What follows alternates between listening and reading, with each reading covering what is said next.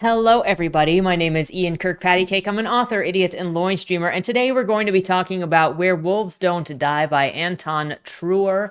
And it is a YA novel that mostly revolves around a specific American Indian culture, a child from the Ojibwe tribe in Minnesota. I got some. We'll get into how I found this book and a couple of pre-thoughts in just a second. But before we get started, number one, if you enjoy what I do here on the channel, please remember to like, share, and subscribe for more.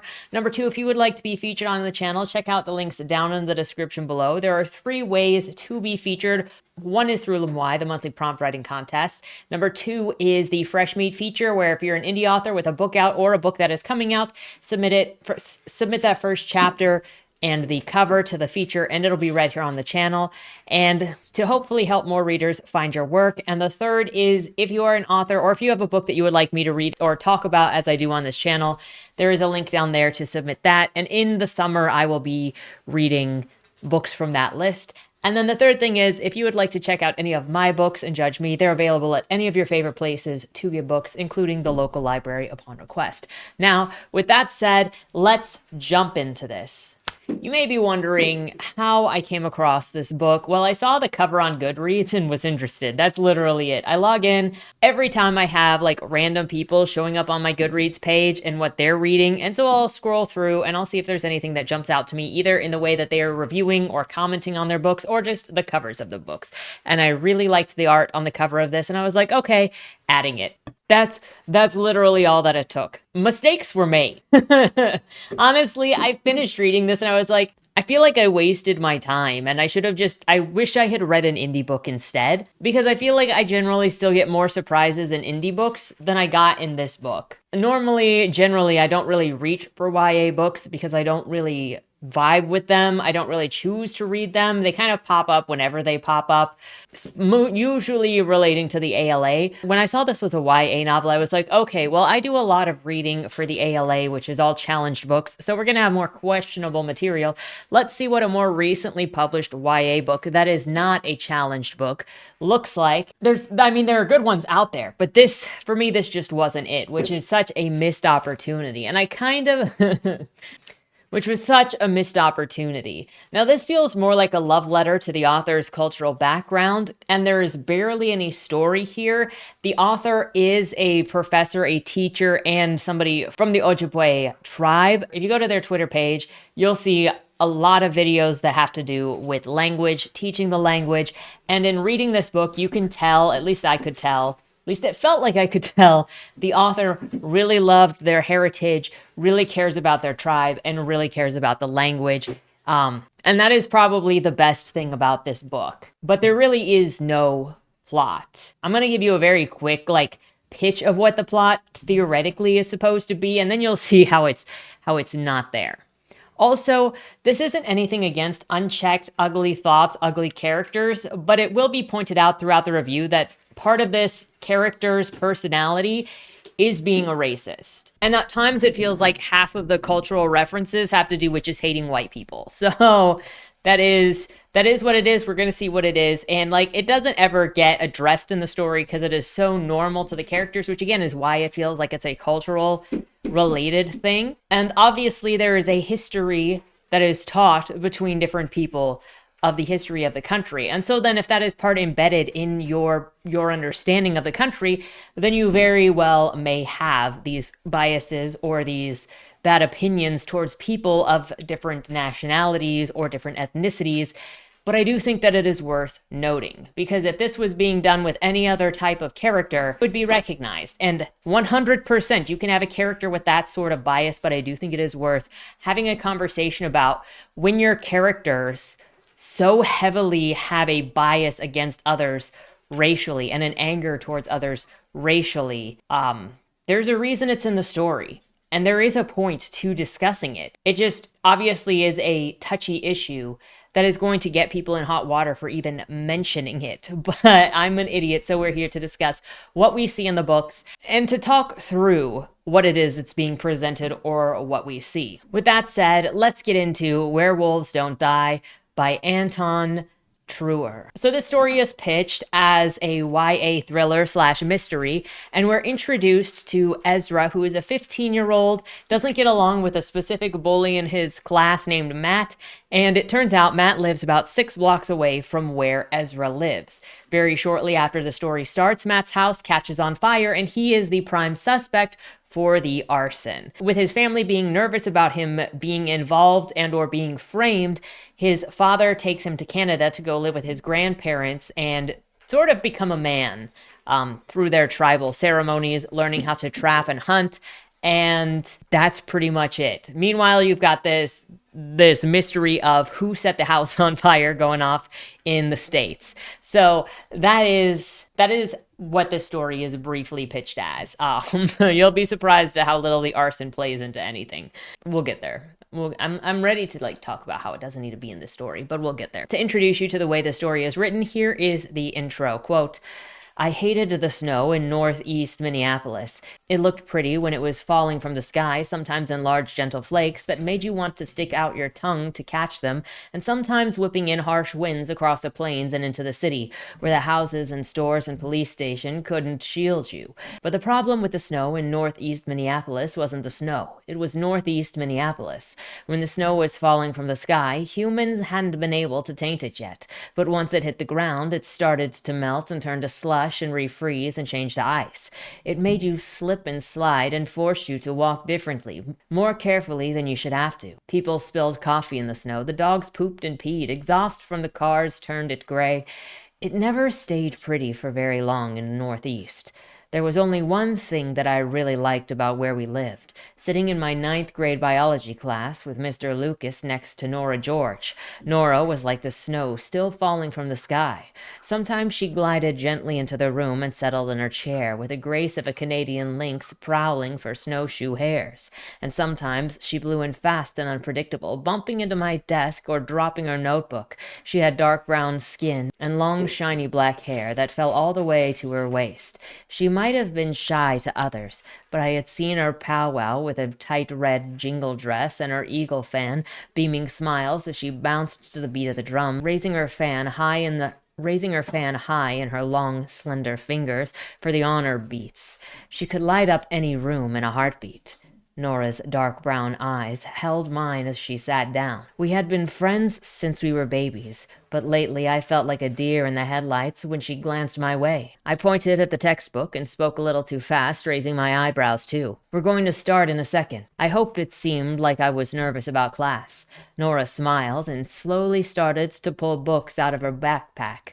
I turned back to my book, relieved. She wasn't shy in the insecure way, and didn't cover it with too much makeup or perfume. She had a quiet confidence, like she knew things she would only share with a special few. For whatever reason, she liked to talk to me. They exchanged the fact with each other that they're studying keystone species like wolves, and this leads to sharing that Ezra, the narrator, is from a wolf clan, and Nora is from an eagle clan. This makes her safe to date, because he says dating from your own clan feels like dating your family. He also seems to like the teacher, who's a bit of a nerd with a meticulous look.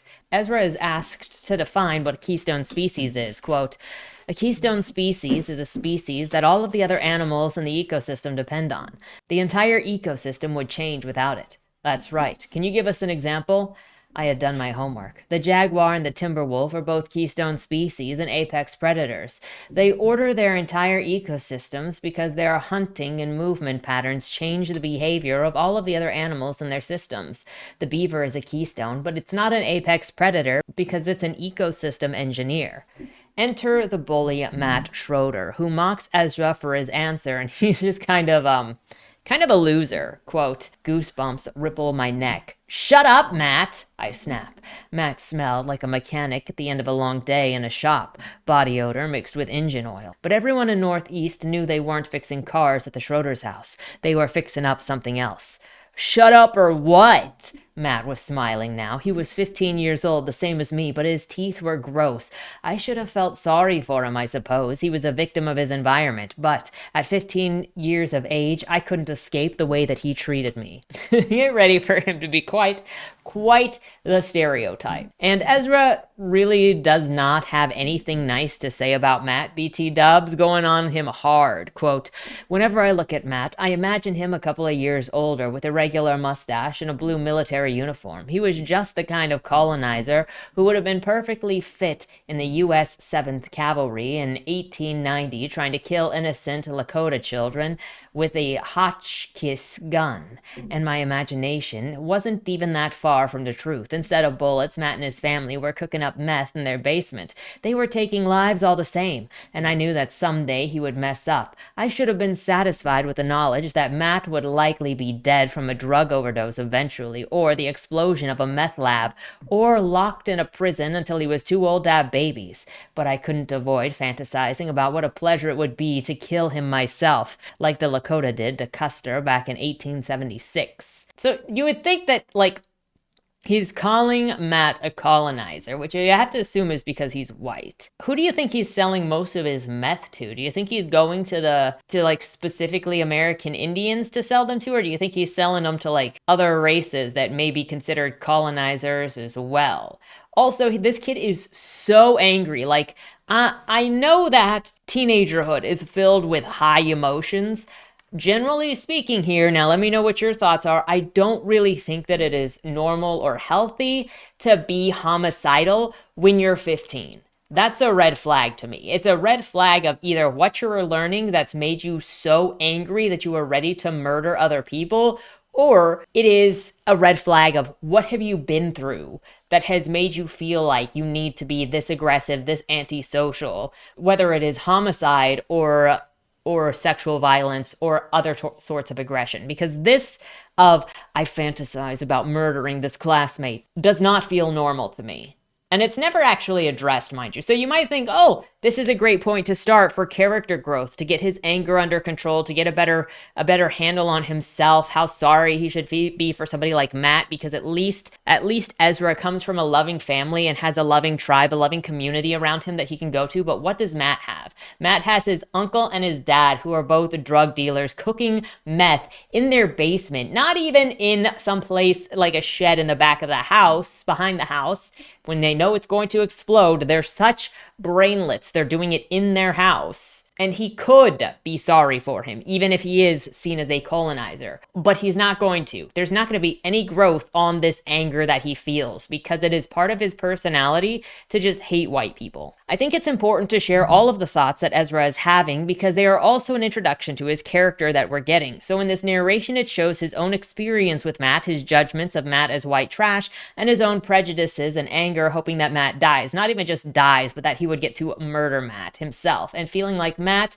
by his race and existence, is offensive to Ezra, so killing him is justified, and daydreaming about killing him is also justified. Whether you agree with it or not, he does have some ugly thoughts about wanting to kill another kid his age. We also learn at this point that Ezra's the biggest kid in the class at 6 feet tall and 180 pounds.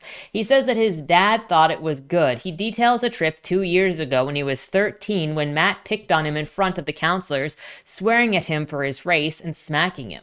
Other kids laughed, counselors did nothing, and he went off to cry alone. The counselor's solution for this mishap was having the two of them sleep in the same tent to, quote, force them to get along. He says that the counselors never even addressed Matt for assaulting him, and this was not a good idea. It's also going to reinforce Ezra's idea that specifically other races never get punishments because he is not seeing the punishment.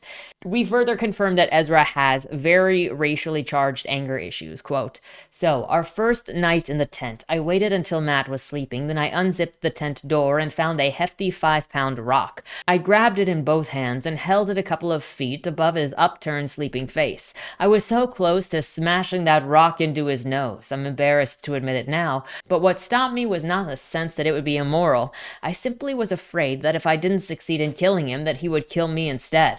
My parents wouldn't have even been likely to get my body back, so I put the rock outside and suffered his company the rest of the trip.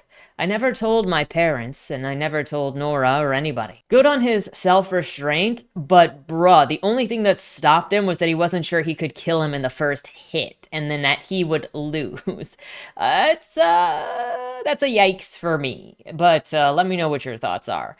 Ezra's mind returns to the class to hear Nora answering a question. Class is dismissed with tomorrow's stuff about diseases being spread, and they leave. Nora asks if he is okay because he was daydreaming, and he's like, yeah, I guess I was daydreaming, but I'm fine. Nora assures him not to worry about Matt, and everyone knows that he's a punk. Ezra feels comforted.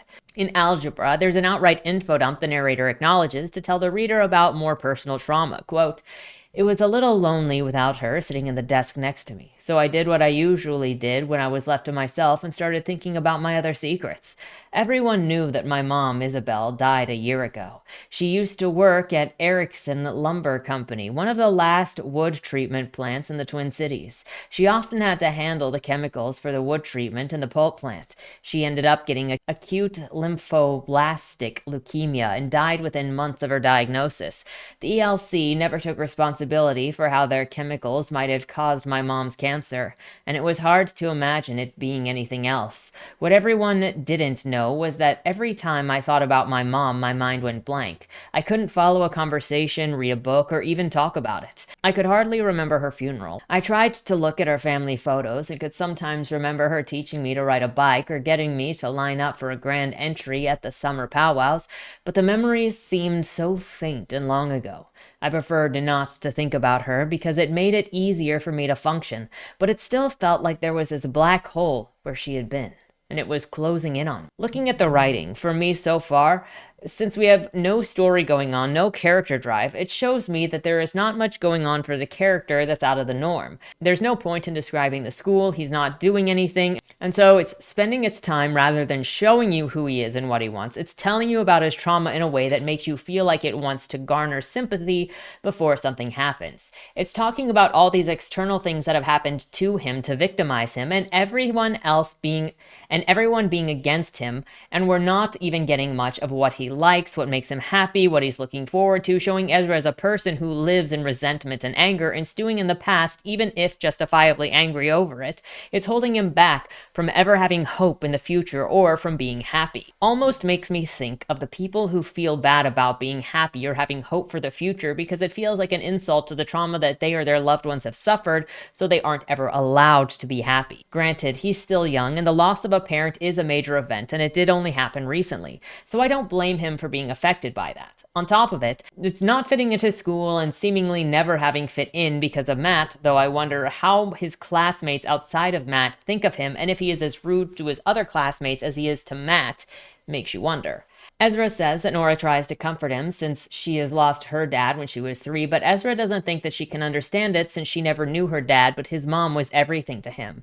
At some point, when his mom was sick, he did an offering and prayed for her to stop crying. Within a year, she had stopped crying, but that was because she died.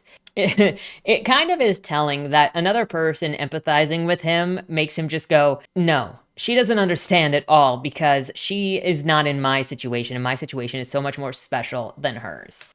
He's also resentful of his father making him live in Minneapolis, and he can't go hunt and trap with his grandfather like he wants. Quote, "But it's just made everything worse. Why did my dad have to be a professor? Why did he have to live in northeast Minneapolis with all of its dirty snow? Why couldn't we just move back to Red Guts so that I could hunt and trap and do things our family had always done?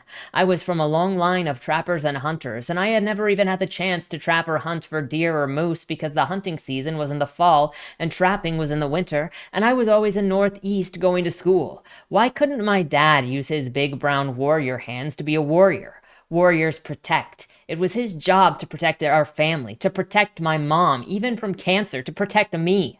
But he failed. They all failed. I was mad now.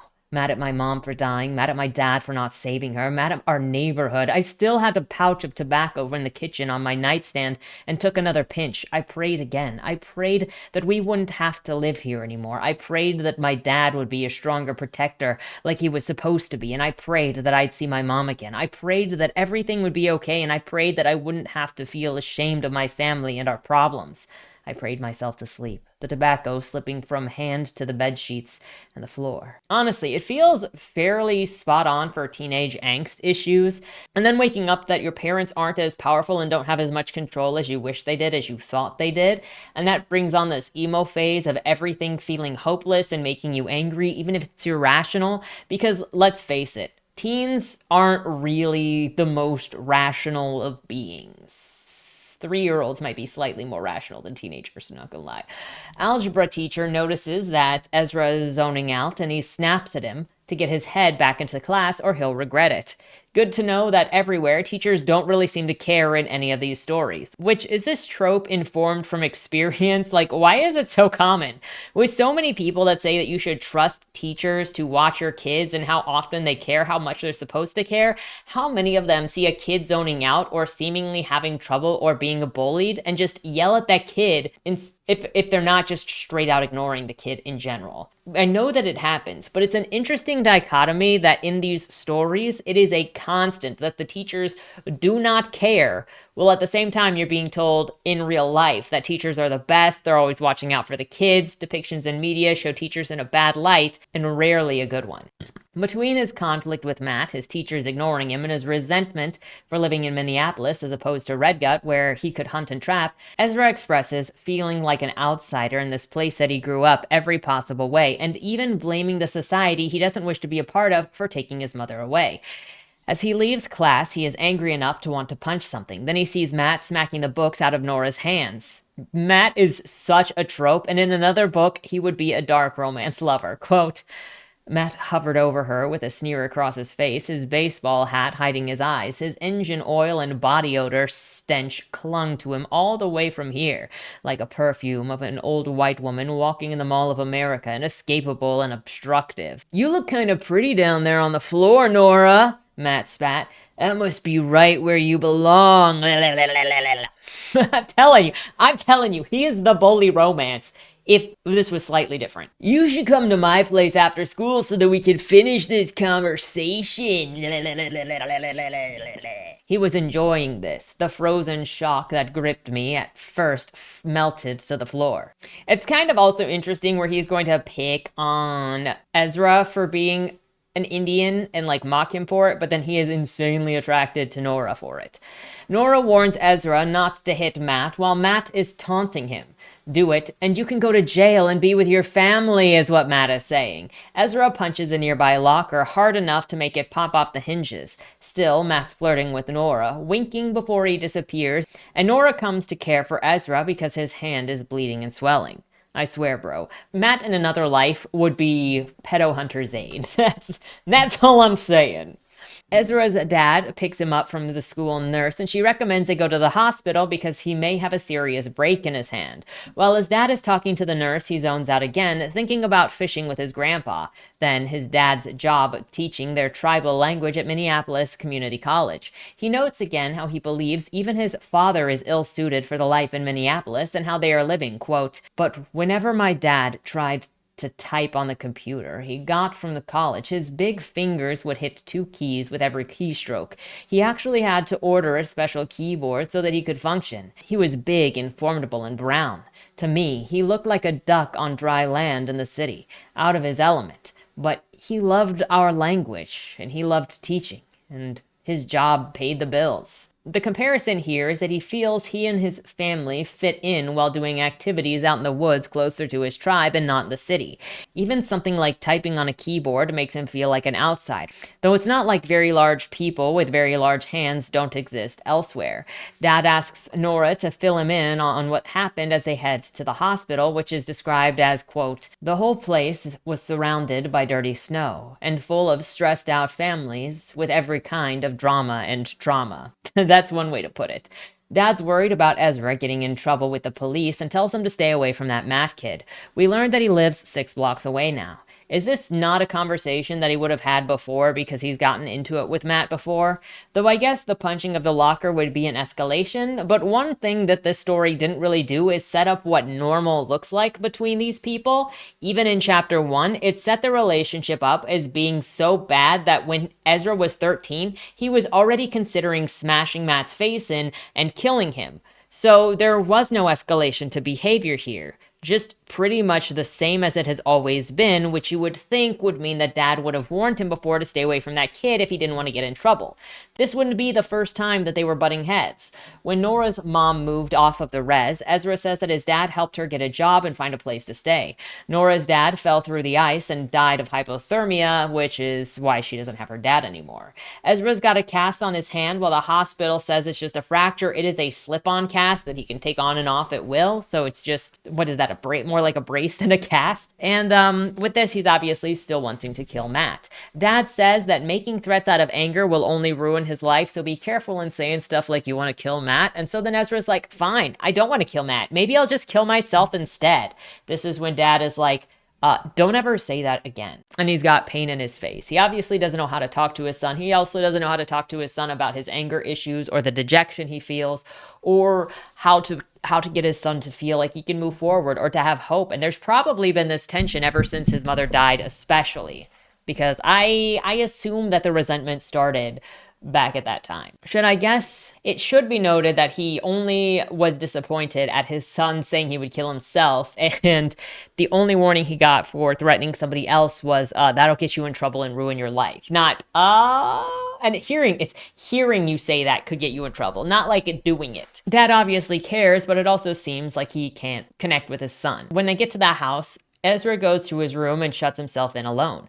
Dad checks on him later and gives him some food and a Percocet from the hospital. Dad only leaves him with one pill while taking the bottle out because he's afraid of his son's mental health after what he said in the car. He wakes up a couple of hours later to the sound of someone sneaking around, and he knows that it's not his dad's moving around because the weight doesn't sound correct. He opens his bedroom door and the intruder runs off. He hears people downstairs. One of them is his dad, and the other he's not quite sure about. But they don't really talk when the door is open, and he's suspicious. Why wouldn't they talk to him if it was a family friend or a relative? Why are they being secretive from him? He returns to his bed and he dreams about being a wolf running in a pack. They chase Matt into his house, and when they get there, they light the house on fire and hold the door shut as he burns alive. Then, him and his pack run into the forest. When he wakes up the next morning, he is so excited, saying that was the greatest dream that he has ever had, and he can still feel the tingling of smoke in his nose. Maybe bro should set his dream expectations a little bit higher when a homicide is the greatest dream that you've ever had. He reiterates how great this dream was a couple of times and then cleans up for breakfast. I'm worried about you, Ezra.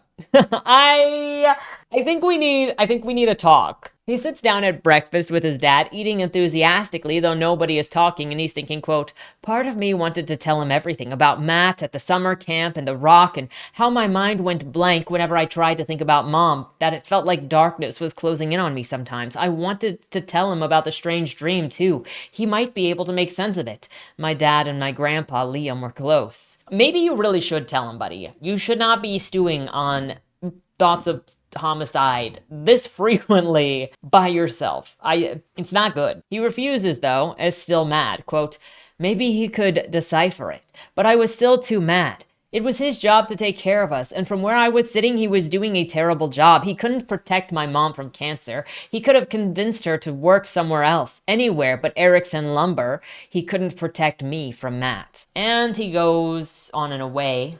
I don't understand necessarily where he gets this from, aside from like his classmate, just the one. We don't hear about any of the others bullying him, but just this one bullying him and not getting any consequences. That's the only place that I could imagine where this is coming from. He couldn't protect any of us from the cops, juvenile detention centers, and prison. I was one wrong punch from a lifetime of that. White people didn't have to live with that kind of fear the way that we did. He was the one who made us live in Northeast Minneapolis, and I hated this place. I hated my school. This house didn't feel like my home. The city didn't feel like home. But he made us stay for his job. We used to stay for Mom's job too. Now, it was just the memory of her. Are you telling me that you don't think white people get in trouble for assault? That there are not white people in jail for violent crime? My guy. I'm gonna say, maybe this is trying to share obviously the kid thinks that there is this injustice going on, and obviously there are people that get away with things. There are actually a lot of people that get away with, they shouldn't get away with, like pedophiles notoriously get very small jail times in some cases where they really, really shouldn't.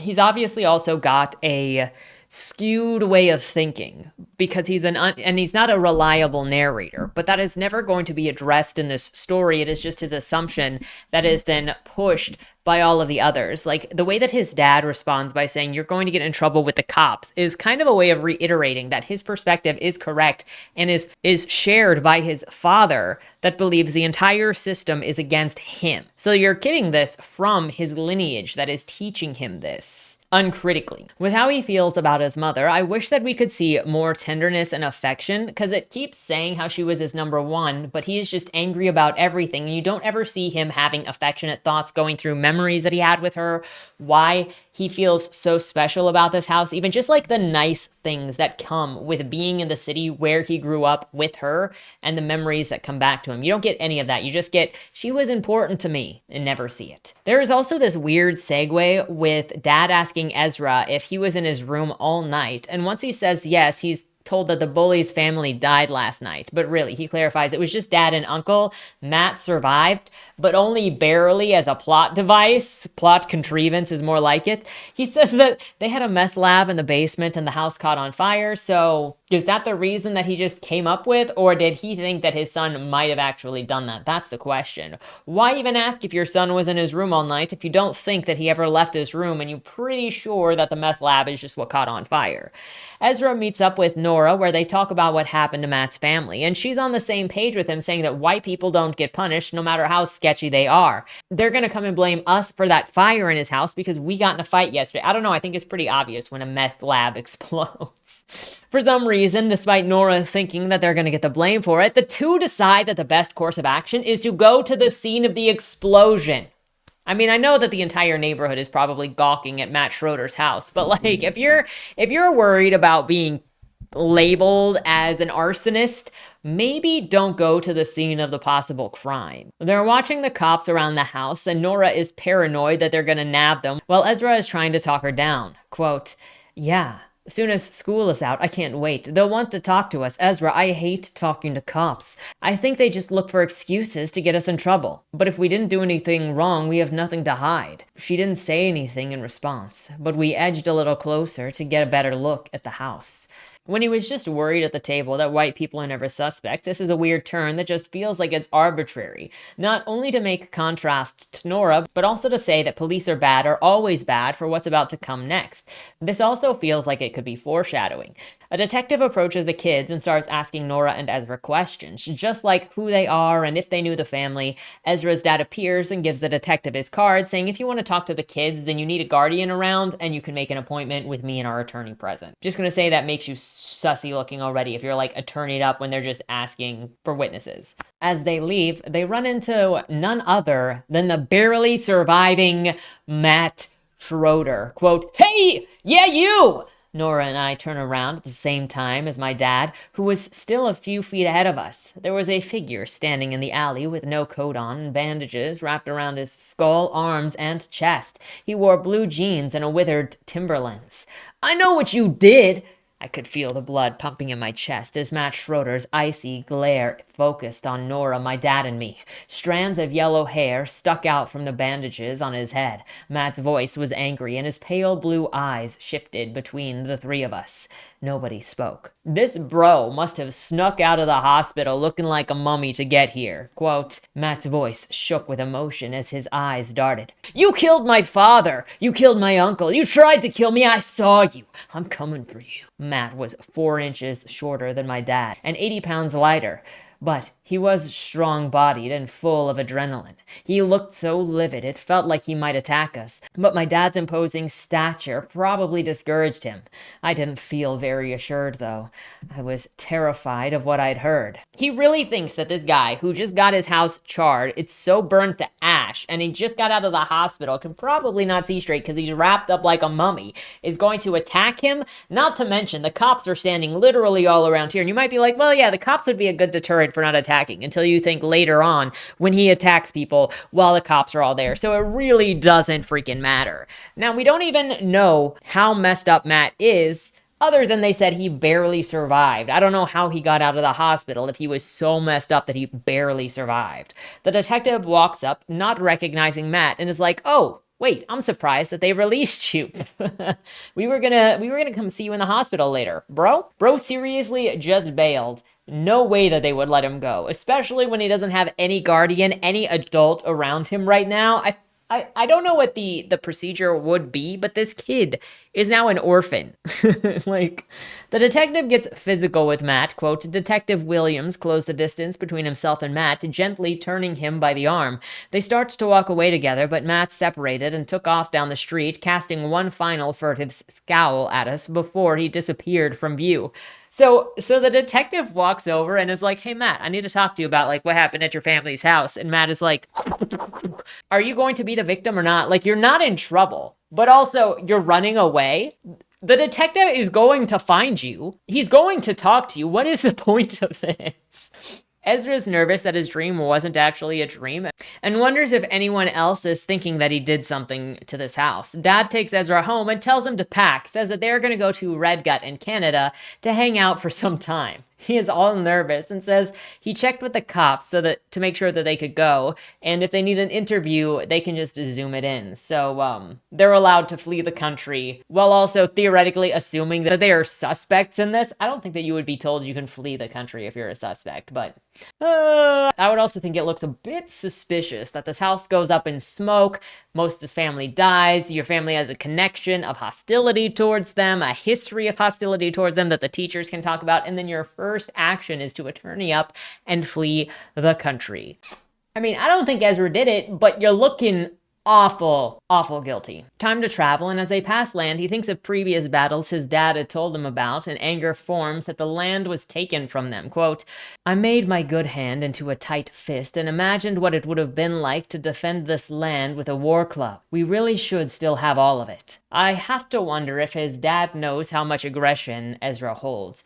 And can he really think that living in the cities is such a good thing for Ezra when Ezra clearly doesn't want to be there and doesn't seem like he ever wanted to or has wanted to get along with anybody there? It's just something that he's been forced to do, but he's just not interested in. And I'm not surprised that he feels this way when pretty much every story that he's been told is about him and his family or his kinship being victimized. Quote, we stopped in Walker, a town on Leech Lake Reservation, named after one of the white timber barons who had made millions exploiting forest resources at our expense. Usually, on our trips up, my dad would talk about Roger Jourdain, who was a tribal chairman at Red Lake, the res next to Leech Lake, for 32 years in a row. He always had one of his family members or tribal employees drive him when he took trips to the Twin Cities airport, and he always made them stop in Walker. Get out, Jourdain would tell his driver. Look, what do you see? The marina there was full of sails and motorboats. Beautiful resorts and high-end homes lined the rugged shoreline. His drivers usually responded nervously to Jourdain's gruffness. Pretty boats? Pretty houses? No, Jourdain would say. I see white people. There are white people everywhere here, and you are on the Leech Lake Reservation right here. This is a Native American reservation, but white people own all but 4% of it. For generations, they have been coming after our land and resources, and they'll never stop coming. Our res at Red Lake doesn't look like this, because on our res, natives own 100% of the land, but they're coming for us too. And we will always need warriors who are willing to fight. Only now, the fight isn't done with bows and arrows, it's with lawyers, politicians, and professors. We need every kind of warrior today. Now, get back in the car and drive me to the cities. History is important. And if at the same time all you hear about certain people is how they want to kill you or take your things, then you're going to grow up not only prejudiced, but believing that all people who fit that profile are going to come after you, are just bad people by default. This isn't singular to one perspective or one ethnicity or one anything, and I'll wait for the story to see if there's any variation in this, but I'm sensing a lot of anger in the writing of this specifically. And if Ezra has any sort of perspective on this, it's this unwillingness and lack of desire to get along with anything else but his tribesmen, which is fine for him. But then if you go, well, you're angry and you're irrational and you're holding people to things that they didn't do, that's going to be your own prejudice to deal with. Obviously, there's nothing that anybody can do, but you're never going to live a happier life if you just live in this constant state of anger and misery. Ezra and his dad get to his grandfather's house, and they're greeted, let in, and seen off for the night. We hear, quote, "Grandpa Liam went back to bed. It was never a good night with them. Just dream well, since it was our dreams that the spirits told us what to do with our lives." That's an interesting choice when he literally just had a dream of setting someone's house on fire. And I think this might have been better if it came in a little earlier to imply how much he leans into or believes that as well. Not just this, oh, did I sleep arson, but how much did he believe that he needed to do something about Matt because of what his dreams told him. He's watching the news now about disease in Brazil, and he fears that it might come up to North America. He briefly mentions COVID making people fearful, and he says, quote, "Humans really were like nits to Mother Earth's hair, a plague on the planet, and so hard to get rid of. But Mother Earth was still in charge. Maybe the disease would be her way of rebalancing things." Ouch. You think that he believes himself to be a nit too, or is it just specific types of people that are nits on Mother Earth's crotch? What an uncharitable thought to have about other people. And that would kind of also suggest that people should in general be exterminated because they are a disease, they are an infestation of bugs and pests on something that they should not be there. Bro has a bleak way of thinking about himself and others, unless he is not thinking of himself as part of the pest population, which that would be a different complex altogether. When he is done with his news, he watches UFC matches, saying that he used to watch these with his mom, and one from the 1990s comes on. Kind of wonder how normal it is for such an old rerun to show on television, as this feels more that it has to do with an older person writing a story about a younger person than using personal experiences that they have, as opposed to whoever would be on now. But I don't know, it's just kind of a very weird, I'm going to specifically pick the 1990s and reference this 1990s thing, even though it's not going to be relevant to the rest of the story. Also feels kind of weird for a random 1990s replay on television to randomly show in 2024. The end of the chapter, we get what I think is more foreshadowing. Quote, "The winners weren't the fastest or the strongest. They were the ones with the best ground game, the master choke and submission hold. Even the best strikers and fastest MMA fighters succumbed to anyone who got close enough to hold on and force them to submit. If I was ever in a fight for my life, that's what I'd do." Now, you would think that that would actually be foreshadowing. I don't think it is, because I don't think I actually see this idea come up later in the story at all. And the next morning, they're having a big breakfast from Grandma, and Grandpa comes to the table with his morning prejudice. Quote, "Grandson, bacon is the second greatest invention the white people ever made. It is a gift to the whole world. We should always respect them for that, no matter how awful they are." I don't know. The amount of referencing white people for anything culturally feels obsessive to me. Not to compare to my own personal experiences, but more so like you're defining who these people are. And what they talk about is that they can't stop talking about white people even when they're off on their own. Like, that's the first thing that they bring up in the morning. There's nothing better to talk about, like just, hey, the bacon is delicious, or like, what were you up late watching last night, or, you know, like anything. Grandpa adds, quote, "And look, bacon, one of white man's greatest gifts to the world, goes perfectly with one of our greatest gifts, wild rice. Bacon and wild rice, it's perfect. And butter goes perfectly with another one of our greatest gifts, maple syrup. What this means is that the Great Spirit is telling us there's hope. Someday we will all get along. We just have to pay attention to the signs." So at least there's that, but it still feels wholly unnecessary. Have they never had this conversation about bacon before? Like, your grandson is 15. Have you literally never talked to him about bacon and butter before? Because this conversation reads performative more than natural. After breakfast, it's time for the Zoom meeting with the detective, and he's out here wondering if the detectives have lost jurisdiction from him crossing the border. I wish that there was more to this paranoia and more setup/interaction than this, but it just feels so empty. Their lawyer is present, and they get through the interview saying that they don't know who would want to hurt Matt or his family, and they don't know why someone would claim that they saw someone who looked like him sneaking around outside that night, because he was at home all night. Information about his whereabouts were given to the detective, and when they're done with the interview, Ezra's dad says that he wants to talk, but Ezra asks if they can later, mentally saying that he is angry and that he's been angry for a while, and that he and his dad haven't really talked much in a while. Dad agrees that they can talk later. It feels like Dad is hesitant to get into any of this with his son, because honestly, he might even be a little bit scared to just like piss off his son. Nora comes over and he tells her about the interview that he had with the detective, which makes it apparent that the detective has contaminated Ezra while speaking to him. Quote, "I just had my interview with the detective." I gave her the entire story of the interview, including the new details, the altercation outside, and someone holding the door shut until the older Schroeders died from the smoke and fire. Now, this isn't good writing at all for a detective or an investigation. Contamination of a witness or interviewee or possible suspect with information that is not public is a great way to get a case thrown out if you're trying to go for a conviction, because you cannot contaminate the suspect. And if they have information that they shouldn't have and that is found out, say goodbye to your case. And I don't know, like they make meth. I think your first guess should be, did their meth lab explode? Your second guess might be one of their customers got mad at them and lit their house on fire. They think that Matt must have accused him, and if nothing else, it's because white people think that all natives look the same. He also believes that if he was accused, he'd have found out during the interview, but that's also not necessarily true unless they're pressing charges. Again, you don't want to contaminate the suspect, and detectives are not going to press charges until they are sure that they have a case, because they have to prove their case in court in order to press those charges. Ezra convinces Nora that they should investigate the fire to prove themselves innocent, even though Nora doesn't want to, and Ezra is nowhere even near Minneapolis anymore.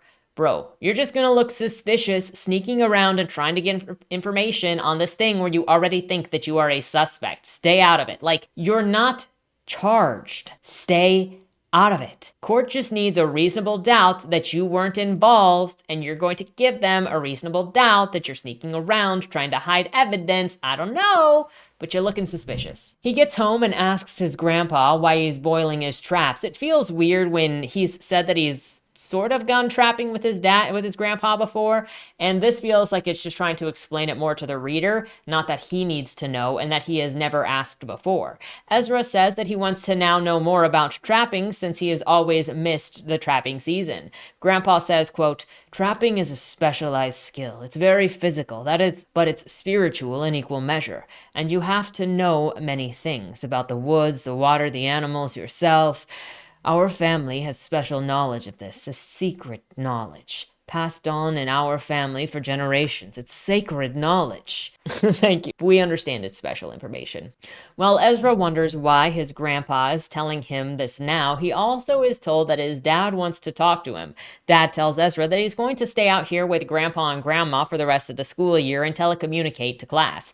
He makes Dad promise to keep Nora safe when he's not over there to watch her, even though Matt isn't even going to be anywhere near her since he was placed in Milwaukee with his aunt as a foster parent since he didn't have any more family in Minnesota. Still, we're watching over Nora like Matt's going to come back from the grave of Milwaukee just to make her suck his dick. Then Grandma tells Ezra when she knew that she was going to marry Grandpa, and it was when they were 15 and her house caught on fire and he ran inside to save her sister when the fire department wasn't going to be there in time. They sit down to a movie, and can you guess what? That's right. Grandpa's favorite movie is called Billy Jackie because he can watch American Indians beat up white people. This is an obsession at this point, and yes, he does say that's why he likes it. They've apparently watched it so many times just because it's just their thing. I just want to imagine anyone else saying that their favorite movie is because it portrayed one ethnicity beating up another one. But you do you, bro. But I'm not surprised that Ezra doesn't want to live anywhere near Minneapolis and carries and harbors this like strong prejudice and aggression towards others. They go shopping for hunting supplies, and Grandpa uses every situation to lecture Ezra. The Canadian police are just as terrible as the American police. Grandpa doesn't have a bank account or a retirement account, keeps all of his money basically under his bed, and Dad probably does actually have one because he works for a college and is not working off the grid. Now I'm relating this back to Hapless Homesteader and this combining forces of how off-grid people like Nob Mackie are meeting off-the-grid people like Ezra's grandparents, and like they could get along just fine. Nothing happens in this chapter, and it's a more summary quote. "My dad stayed busy working on his computer during most of the past 2 weeks, but he joined us for some activities, and my grandma Emma made sure that we all had supper together every night. This just doesn't feel developed. There's nothing happening but hiding out. And he talked about hunting down what happened to Matt's house, but he is literally in another country, so I don't know what the plot of this book is anymore. Christmas comes around and they don't really celebrate it, but watch a movie that mocks white people again and laugh. Ezra is told to hang out with Nora because Grandma and Grandpa want to shag. At Nora's, they eat and they talk about nothing important, and he tells Nora that he's not going back to school in Minneapolis for the rest of the year and he's worried about Matt. But she's like, he's in Milwaukee, dealing with a new school. He's not going to be a problem. I cannot see anything happening with him, which, fair, literally hours away. Still, he wants to investigate what happened to the house, and Nora is like, dude, they had a meth lab in the house. That's what happened. But Ezra's like, no. We need evidence of what burned the house down. How are you going to do this in another country, buddy? And you think that there is zero evidence whatsoever that the meth lab was behind the house burning down? I feel like the cops would already have this as a case closed. Are the cops like supposed to not know that there was a meth lab in that house? Like they wouldn't find it while investigating the ashes of the house, or from talking to all of the neighbors, because apparently everybody in the neighborhood knew that the Schroeders had a meth lab? Like, really? Would that not be the case closed? Nora also mentions that she keeps a journal to write about her dad and her feelings, and feeling like she missed out on things even if she never knew him. And I think that this is pretty normal feeling to have, whether you knew your dad or not. My biological father theoretically was married to my mom for 11/12 years while I was alive, though he traveled a lot without us and wasn't barely around. And I haven't had him pretty much since. I've mourned the father that I didn't have and never knowing what it would be like to have a dad that loves you. I think that's very normal, even if you didn't have that close relationship with a parental figure. You're still like, I wish that I could have had something normal. I wish I knew what that was like. So I don't think it's weird for Nora to dream about or to talk about what she feels like she missed out on by not having her father. Now, as he's talking about how he was kicked out of the house so his grandparents could smash, I don't know why we need kids talking about their families' sex lives again. Why is this a trope in YA novels? Quote, Nora,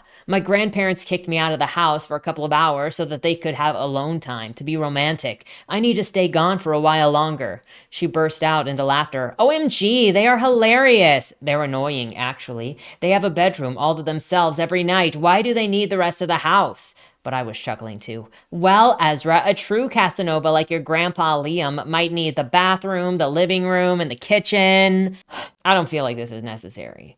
They walk along the shore, see wolves, hear howling after killing of a deer, and run into the chief that Ezra calls by his namesake, and the chief assures him that he is safe from the drama in Minneapolis as long as they're on the res. The cops can't get you here. Bro? It sounds like literally everybody around him thinks that he is guilty of something, and it's not the cops' fault. It's them all dogpiling on him, thinking the worst of him. They're already acting like they're harboring a criminal.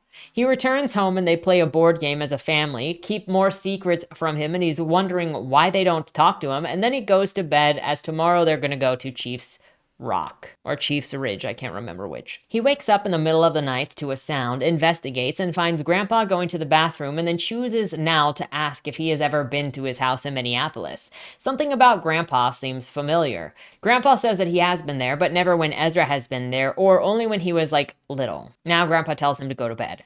Morning comes around, and it's time to head off to Chief's Ridge. They say goodbye to Grandma before they go out, and once Grandpa and Ezra are on their way, Dad is going back to Minneapolis for his job. It mentions Grandpa being full of stories, and it's too bad that none of them are being told here during the travel as a way to bring the reader in. And of course, when they do start telling stories, they can't just talk about the location, it also has to talk about how terrible white people are. Quote, there is this place north of Chief's Ridge called Atikokan. Some French guy wrote it on a map as Atikokan, and that's how it reads on Canadian maps today. It's a sacred place. Atikokan means caribou bone. Our treaty lands used to have tens of thousands of woodland caribou. The caribou who survived our hunters and wolves and lived to old age for the caribou went to Atikokan to die at the end of their lives. There are thousands of caribou that died there over the years, all elders, wise in their ways of the woods. They outsmarted both people and wolves for years to live so long. The wolves respect this place. They won't hunt there. It's a refuge that all animals honor, so we honor it too. Many years ago, one of our people made a big mistake. He told a white anthropologist about Atacocan. White people don't have honor the way that we do. They don't respect the woods. They don't respect the sacred. The anthropologist published the story. That's what they do. I suppose he thought that it made him look smart and special. White guys have whole academic disciplines devoted to getting information out of indigenous people so that we can be objects in their museums, literature, and academic publications. Anthropology is just one of those. The name of the native man who shared the story didn't even go into the publication. The publication went in some obscure journal and only about 20 people ever read it. But one of the people who read it was another white guy with a bunch of degrees. He was an archaeologist. His idea was to dig up Atacocan to see if the story was true. Some other old white guys from the Canadian government funded this dig, mainly because their political campaigns were paid by the big forestry companies. If the archaeologists got to dig up Atacocan, someone would have to build him a road and clear some trees. Then they could cut more trees and build more roads. They had been cutting near there since 1890, but after the dig, they cut it all. They clear-cut hundreds of kilometers of virgin pine forest around Atacocan. The archaeologist dug up the entire site. White hunters drove down the logging roads and shot the last surviving woodland caribou.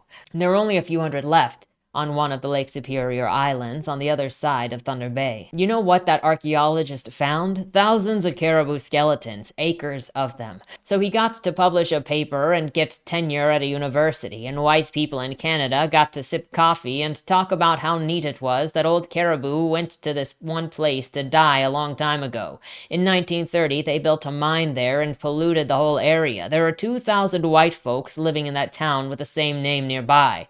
You know what we got? Destroyed resources, violated treaty rights, desecrated sacred sites. You know what the caribou got? Mass extinction. Roger Jourdain said it best. You can work with the white man, you can be friends with the white man, but you can never trust the white man. He has no honor, no respect. My dad shook his head as Grandpa finished. It's enough to make you mad for another 500 years. I'm sorry, but half of your culture here seems to be hating on another group of people, and it isn't really endearing. And I'm sorry, it isn't a surprise that this kid wants to murder white neighbors when half of your cultural stories just demonize another group of white people and make no difference between the differences in any of them. You're telling him in every conceivable way that white people in general are the enemy, destroy the environment, take things from them, are never good, and you blatantly said, have no honor, no respect, never trust them. Imagine saying that about literally anybody else. How do you expect to live alongside people when you think of them like this? Is it really what you want your child to carry with them into the future? Is that really something that you think is going to make them successful? And likely the answer is yes. By not trusting white people, you think that they will be successful. It makes sense to be personally protective and defensive, and to even carry a chip on your shoulder when you feel like you have been mistreated, when you have a historical background with things.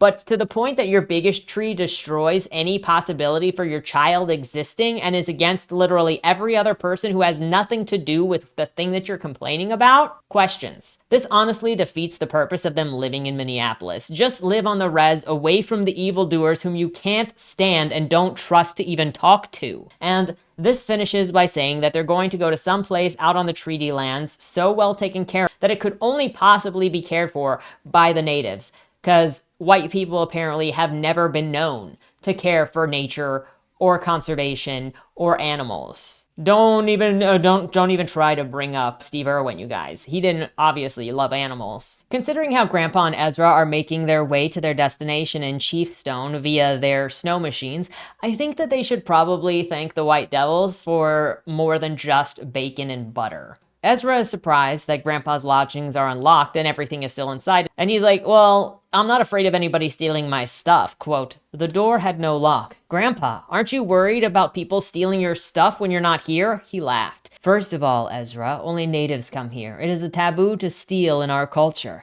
Someone who steals from you is giving you part of their life. Nobody would be stupid enough to do that. And if they did, it would be a gift to us. I'm 74. Nobody has ever taken anything in all of these years. As if stealing isn't bad in other people's culture or illegal, and you end up having your hand or your ear cut off in some cultures for theft. Right. I'm feeling some holier than everyone in existence vibes right now from this, and I don't know if it's just me. Inside of the cabin, Ezra admires everything that there is in there, including a shelf full of white authors, which is kind of funny when they have had nothing good to say about white people up to this point. So make that 4 good things that authors have done, and that includes like J.K. Rowling and George R.R. Martin on the shelf over here, and Tolkien. He wants to ask his grandpa about the burn scar that he saw on his grandma's hand, but he doesn't feel like he should, and instead goes to bed because he's thinking, is that burn scar related to the meth house? Did grandma light the meth house on fire? Grandma, she being saucy, she being hot in a temporal way. They go out trapping and cutting trees down with a chainsaw, and also talking about beavers being a secret to longevity before colonization. Obviously, there's no need to stop eating beaver. They're setting traps now so they can catch more. Once they're done hunting and eating, they go look at the Northern Lights, where Grandpa says that this is a place where souls from the other side of the living meet, and as close as you can get to touching those who have passed on. He says that Ezra will see his mother again someday, and then they can talk about animals and how wolves are keystones in helping regulate the environment by being around to move other animals in and out of areas via hunting them. He informs on how wolves are more loyal than humans, and they mate for life and pick pecking orders, and it's observable, and somehow even this comes back to, you guessed it, white people. Quote, Grandpa Liam's gaze was earnest. We know these things because our ancestral knowledge has been passed on for millennia, just like I am passing it on to you right now. We don't need white scientists or archaeologists to tell us. We have our own knowledge and our own ways of knowing. For 11,000 years, an alpha timber wolf has made that ridge the center of the pack's territory. That's why we call it Chief's Ridge. The chief isn't a human. It's the alpha, the leader of the pack. He's more powerful than any human. And he asks what role Ezra is going to play. Is he going to be the pack alpha, omega, or beta? He needs to find his place and to think about it. And they go home, eat again. He has to look at his homework, which honestly just feels both stupid and I don't know. Why would he be inspired to do this homework when you just called white man academics evil in multiple ways? It's obviously useless to him. He obviously doesn't want to be part of that life. Everything I see here is demotivating to do like the social thing where he is kind of just expected to live the life of Minneapolis when that's not what he wants. And everything that he does is like culturally against that life. You also have his dad working as a filthy academic in college. So then he sits with his journals and starts writing because Nora has inspired him to start writing and gave him journals to do it. He's got 2 of them. One he puts stuff in about Matt and the case of the burning house, and the other is for his personal thoughts, where he talks about Matt at the summer camp, his inability to think about his mom, his feelings for Nora, and how he wants to be more with her than just friends. We get exposition dumping here about his mom, and I think that this would have been better shown as a memory that humanizes his mom as opposed to just info dumping telling us how much he cared about her and the story behind it. His mom grew up in foster care and from a broken family, found stability with her husband who came from a loving family. They got married, wanted a bunch of kids, but gave up after Ezra because of health complications. And he then remembers the night that he found out his mom was sick. Quote, Byron, I'm seriously sick. The chances aren't that good, with or without it. This kind of leukemia is really aggressive. From the shadows of my perch on the stairs, I could see the pained look on his face. Isabel, you need to fight this. You need to understand that you are the backbone of this family. It doesn't work without you. You've been showing up for us every day. For all of Ezra's years on Earth, we need you. Not to laugh at leukemia, but it's so heavy-handed. It's so heavy. And also, you think that telling someone with leukemia how she's not allowed to die is really going to help her? I also like how vague this is. It's, this kind of leukemia. What kind? It just feels like it wasn't invested in. It was just kind of generic YA terminal illness toss-out. You're going to bring it up, not define it, and mostly because the author doesn't care about this. But he does obviously have a background in academics, and he knows the things that he cares about. It's just not leukemia. Also, at trying to cure leukemia with guilting. We need you. You've been here all of his life. You can't die. We need you. I think there are other ways to approach this, but maybe that would have worked for her. Who am I to say what motivates Isabel? Then he says how the next day, this is how the news was broken to him. Quote, Ezra, your mom is sick. It's cancer, and it's in her blood and spreading to other parts of her body. The doctors are getting her started on chemo, but there's a good chance she's not going to make it. That's cold. Bro, your mother is sick and she's going to die. I don't care how to tell you this. I mean, at least he's direct, right? Personally, I'm not even sure why this is part of the story because I don't think we needed the background on this. We get that his mother died of cancer. We get that he blames the workplace that she had on cancer. And we get that he blames his dad for not making his mom quit her job. So, like, the anger is actually there. The relationship issues are actually there to go with fighting dad and having an off relationship with dad where he is instead connecting with grandpa and dad is frustrated. That's important. But getting, like, the smaller details of this cancer don't seem important to the story, and I don't understand why they're here. Anyway, that's the end of memory lane, so I guess he didn't want to sit there and write happy memories of his mom, but more trauma ones to spew at the reader to try to make people feel bad for him. Then he goes to bed.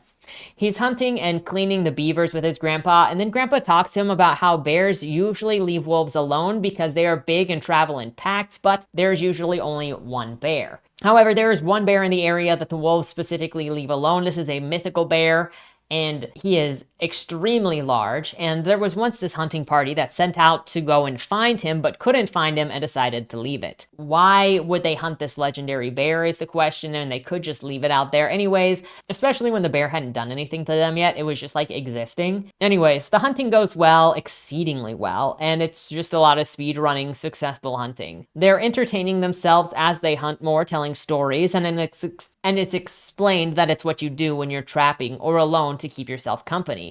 Never would have guessed. Ezra's trappings are getting taken by wolves, and since they're the wolf clan, they're not allowed to actually hurt or hunt the wolves. However, Ezra has got an idea of marking his territory with P. Then maybe they'll leave his stuff alone, so he tries that, and then it's hunting time. Now, does that come back up later? No, it doesn't. It was just an idea thrown out there.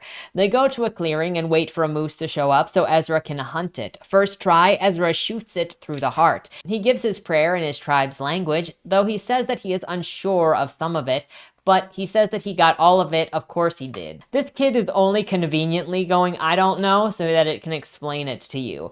It feels, again, like the hapless homesteader in a way where it might introduce a problem of something happening or a lack of knowledge, but immediately it resolves it, so it was never really a lack of knowledge. Grandpa sends Ezra home to collect some things to help clean up and move the moose, and then he runs into some wolves back at the house, but they just stare at him. Grandpa jokes about moose testicles while also telling him that he needs to ritualistically tie them to a tree with a tobacco offering to give thanks for the hunt. Also, they're done with the hunting, and Ezra finally asks Grandpa when he was in the city, and he answers, quote, "We were there several times. We came down for your birth, for a couple of your early birthdays, and we were there after you punched that locker. We never liked the city, we never trusted the people there, but we always loved you." So you're telling me that he came to the cities only when Ezra was younger, but never bothered to come and see him when he was older, never bothered to spend time with him as a teenager, didn't come to see him when his mother died, but he did come last night. Why wasn't a visit more common for this? We love you, but we're never going to come and see you in the cities is what I'm getting from this until you're old enough, especially after you're old enough to actually remember us coming to visit you. I'm not sure I get it. Quote, "Those Schroeder people were awful and we were worried about you.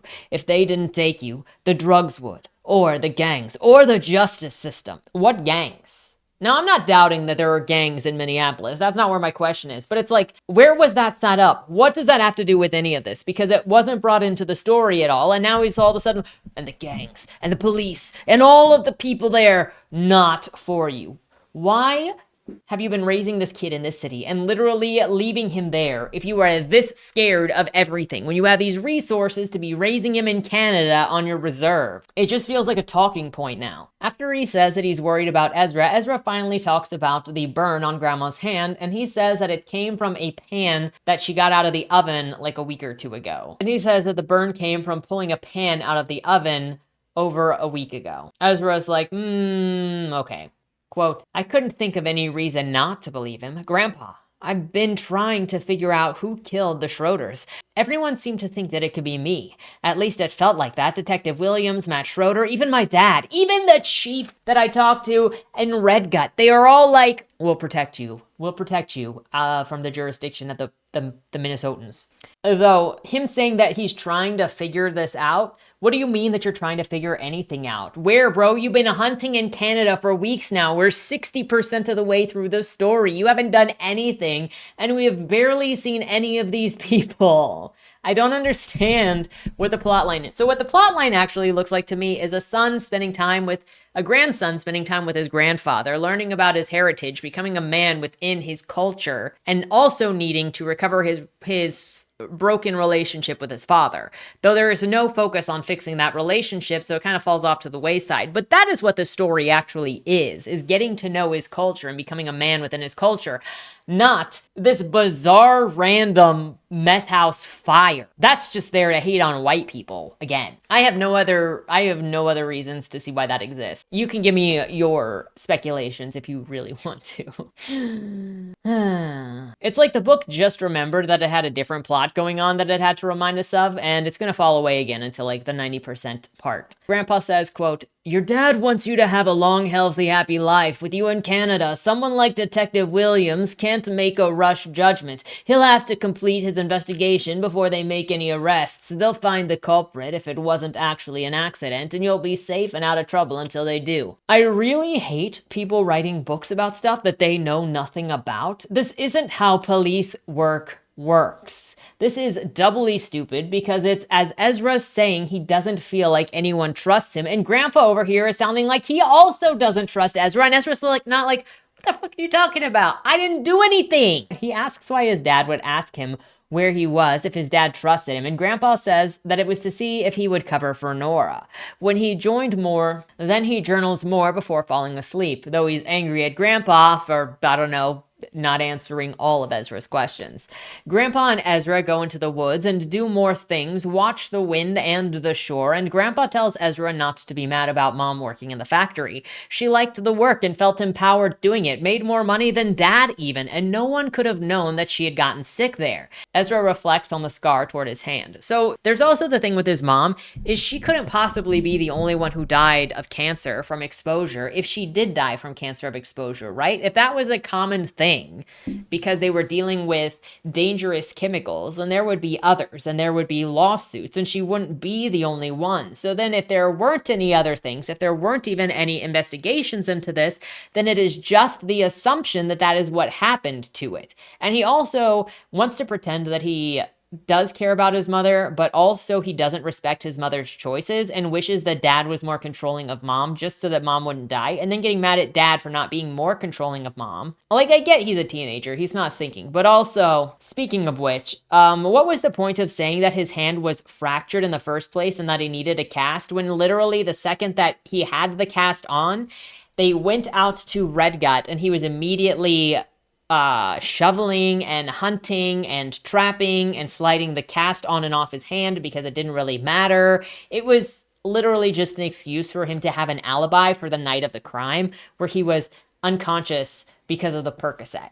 That's all I can see. 3-week time skip because we're just hunting. We're just living life. As time passes, he daydreams of how cute Nora is. At home, he's doing homework. Grandpa's petting his dog and looking at an old photo as he falls asleep.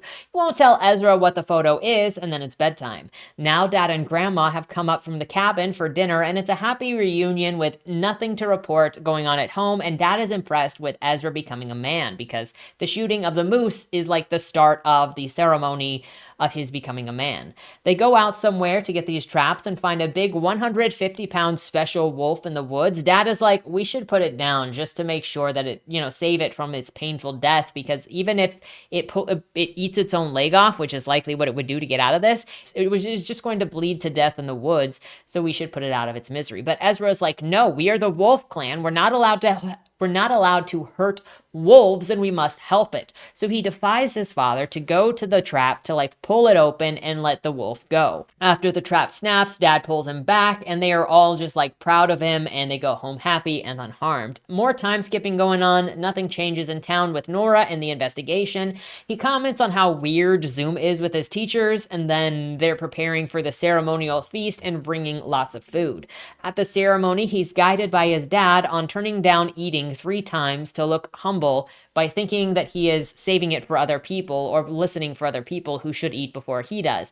Then he gets to eat the 4th time and he becomes a man as he goes through this ceremony of being told that he is a provider and no longer a dependent, and the food that he has brought to feed the tribe is evidence of that. Then he is told, quote, Daniel Drumbeater said, Ezra, you'll notice many different kinds of moose in the woods, calves, cows, young bulls, and big mature bulls with large racks of horns. Moose can be dangerous. They are usually happy to eat lily pads, roots, and be left alone. But on rare occasion, when they attack humans, it is not usually a big, mature, fully antlered male that charges. The most likely moose to charge a person is a young bull, and that the moose that's most likely to be shot or hit by a car. You see, Ezra, the moose is a metaphor for manhood. We often make our biggest mistakes when we are young. That's when we're more likely to drive too fast or pay the price, to experiment with alcohol and drugs, to go on a date and not respect our partner, to hurt ourselves. If you want to live to be big, mature, fully antlered bull, you have to act like one. You have to move a little slower and think before you act. That hit me in a way that all of the books and lessons at school never could. I made a silent vow to move a little slower and think before I acted. I would listen to my elders, and I would protect them too. I know that this is a coming-of-age book, and this is important to the ceremony specifically of him becoming a man, and so now he was like, you know what? I don't want to be a stupid young buck. I want to be a mature, antlered moose. But how is it that he never thought before fools rush in? Or that he should be careful of his thoughts. Also, this could have actually tied in with the way that he and Nora had gone to the site of Matt's house because, you know, he wanted to rush in and he was getting himself in more trouble. And then by having this happen, it made him think differently, where he pulled back and just said, let things be. We don't need to be involved in the investigation. It will work itself out as long as we don't do anything rash. Like, it could have shown a really big difference in his approach to things, really specifically, but it doesn't. Also, apparently everyone in this Canadian spot has been watching everything that Ezra has been doing, because as the party starts, you know, now that they're all being fed, people are coming up to him like he's a celebrity, asking him about his life, asking him about specifics, and it's like everybody in the tribe knows exactly what's been going on with him, and so they ask him about specifics on pretty much everything. The next morning, now that he is a man, he is thinking about how he's going to start shaving soon. Then he meets up with Nora, who is fawning all over him. They exchange info on the investigation over the fire, and for some reason, Nora is surprised that they aren't sharing information on the case with some random high school kids. I'm gonna need people to stop writing about investigations without doing the bare minimum research of how investigations work. Cops don't just show up and get to arrest you with nothing, because if they also fail to press convincing charges, they can't charge you again. They have to bring evidence to the court to convince the court to press charges. And cops also don't just hand out information on open investigations to civilians. We find out that Matt's dad and uncle had prior convictions, and one of them was for murder. They're afraid of someone hurting them, even though Matt is theoretically not going to cross borders to Canada just to get them, and who knows if he even has a passport to do so. They're being very melodramatic about this. And then, quote, Nora, I have another question. Tomorrow is Valentine's Day. Grandpa Liam is a hopeless romantic. My dad will be heading back to Minneapolis, and we're not heading back to the trap line until Monday morning. I know that Grandpa Liam will want me to leave the house so that he and Grandma Emma can be alone. That's so cute. They're gross, actually. Nora laughed. But they are cute. This just feels like self-fan fiction a lot of the time. And I told you, it feels like a love letter to the tribe, to maybe even his family, the author's family, depending on what the perspective was in this, it also feels like the author talking to the author a lot via the kid and the grandpa both being inserts of sorts. But with how much it just fawns over itself, it really just feels like fan fiction of the self. So he asks her if she wants to hang out on Valentine's Day, not as a date, but just like as friends hanging out on Valentine's Day. And she says yes. He watches TV with grandpa, then he makes plans with Nora and gets money from dad to go to the movies with her, and they're hooting on his success with a super hottie who is, just a friend. While waiting to leave, he goes to write stuff in his journal and realizes that he gave Nora the wrong journal, because when they were hanging out the day before, he was like, BT dubs, I have been writing everything I know, can think of, whatever, about Matt's house. In this journal, please read it. We can exchange thoughts tomorrow when we hang out. But he actually gave her his feelings journal that had all of his private thoughts about his mother, about almost killing Matt, about Nora wanting to be more with Nora. And he's like, oh. So he immediately calls her and tells her not to read the journal. And she's like, it's too late. I already read it. I thought that's what you wanted. They meet the next day for their date, and Grandpa is driving them. She's talking to Grandpa. He's not really talking to her. He's really awkward. She's not. Before the movie gets started, she tells him that she loved everything that she read in his journal while taking his hand.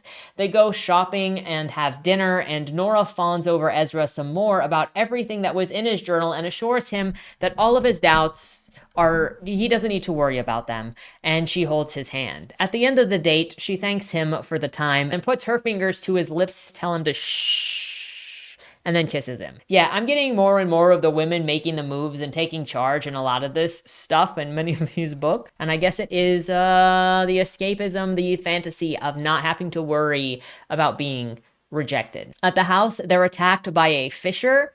Not like a person, it's like some kind of animal. And Ezra knocks it out well enough that they can sell its hide for max profit. First try, he's just a master hunter. Again, he should just live out here and do this, because obviously he is the king of it. He's with his grandpa and asks why he never had more kids. I fought the urge to turn away too and looked into his handsomely wrinkled face. This is weird for a first-person perspective of the grandson to call his grandfather handsome, and it does it more than one occasion just to tell you how fantastic he is, which again makes it feel like a fanfic where it's like you got the shiny skin, the hair blowing in the wind because majestic, so handsome, so amazing, like a hero. It is self-fawning to me. And Grandpa shares that there were 2 other kids before Byron, who is Ezra's dad, but they were taken away by the Canadian government. Quote, the Canadian Department of Indian Affairs had been busy swooping up Native kids and sending them to the residential boarding schools since the 1800s. Over 1/3 of our people went to these schools. Most people know that these schools beat the children for speaking our language and mistreated them in all kinds of ways, using them for manual labor and depriving them of any kinds of nurture or even proper nutrition. What a lot of people don't know is how many children died in those schools. Grandpa Liam's voice strained and cracked, but he seemed determined to finish his story. I wasn't sure if I should look away while he spoke or give him hugs. I just stood there and listened. The DIA couldn't handle the volume of Native kids that they were taking from their parents, so they paid churches to run many of the schools. The Brandon Indian Residential School in Brandon, Manitoba, took Ethan and Olivia. That school was started by the Methodists, but the Catholics took over by the time our sweet babies went there.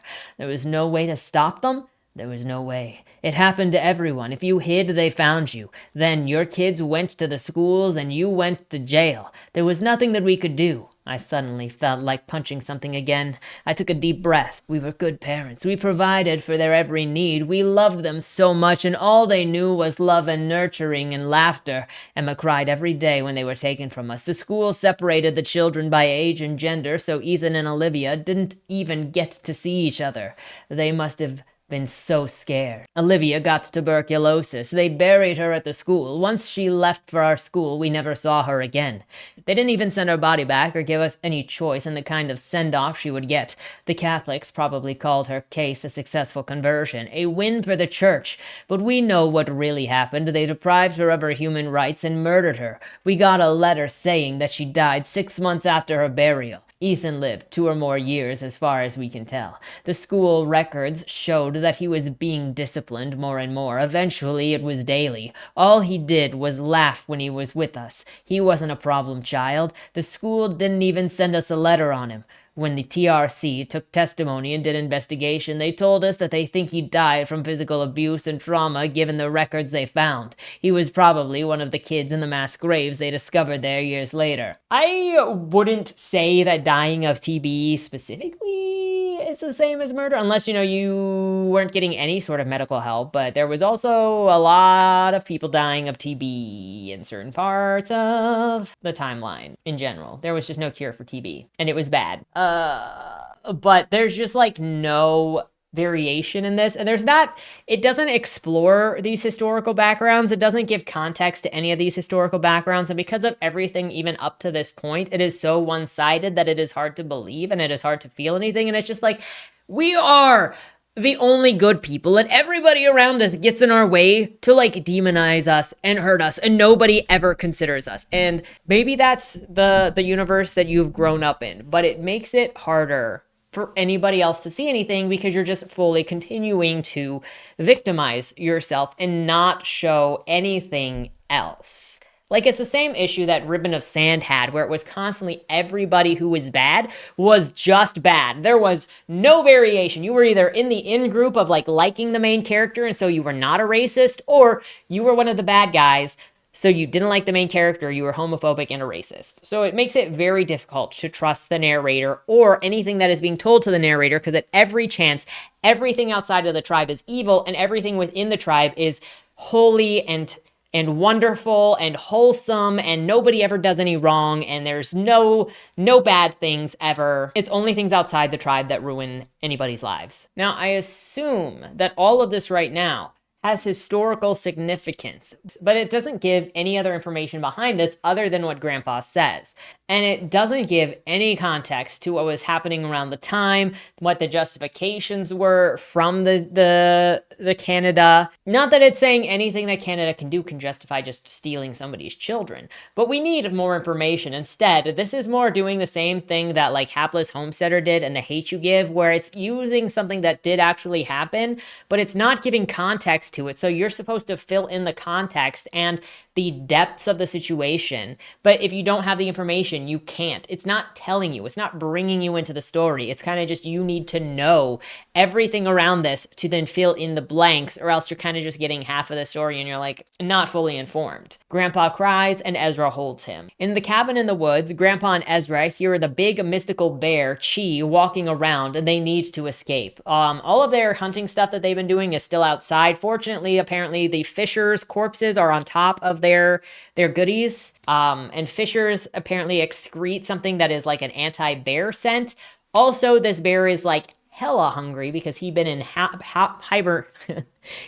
hibernation for a couple of months now, since it is early spring. And Grandpa decides, I don't know why, they're we need to put stuff onto the snow machines and then get out of here. But somehow we end up with Ezra in a tree, the bear attacking the tree. Grandpa decides that he is going to run at Chi with a knife.